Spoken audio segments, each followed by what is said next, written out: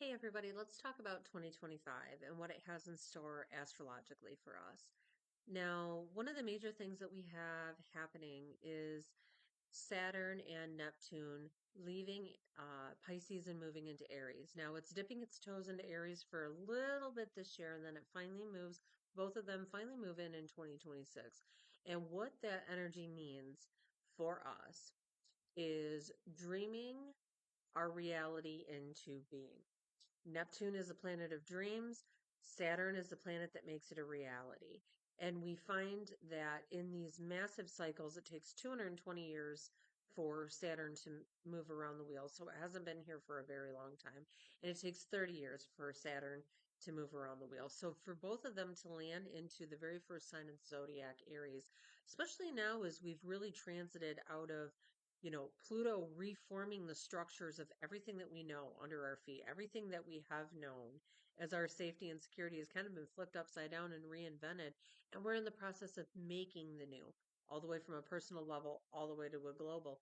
We have that now where Saturn and Neptune moving into Aries, that first sign of the zodiac, this is where we make our movement and our progress forward in terms of dreaming what we want that world looking like moving forward.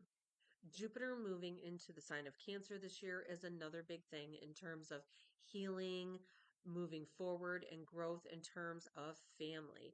This brings up old surface, it may surface some issues around belief systems, outdated beliefs that are carried from one generation to the next, or even generational trauma. Jupiter has this ability to heal it in a 12-year cycle as well. The eclipse cycles this year in Virgo and Pisces have us looking to see how our thoughts are creating our reality.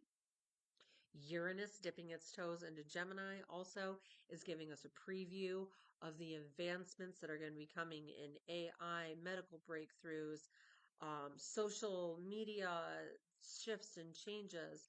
But it's showing us where we are getting into these areas of financial freedom as well, too, now that it's finally leaving Taurus, where it's been since 2018. There are so many wonderful things that are going to be happening. But we definitely are starting the year out feeling our energy levels low because Mars is retrograde, and it kind of is having us reflect, go within, and figure out what it is that we really want and how we want to move our feet moving forward. We're finally leaving all of these earth signs where these long, slow, huge transits that we're waiting for these planets that make the biggest impacts for us have been in these earth signs that have really focused on reforming the structures of everything in our lives. Now we're moving into fire signs where it's about action. It's about taking inspired action. You want to dig in deeper on more about what 2025 is in store? Watch my link below for the full YouTube video. And I look forward to seeing you next time. And I hope that you have a wonderful 2025.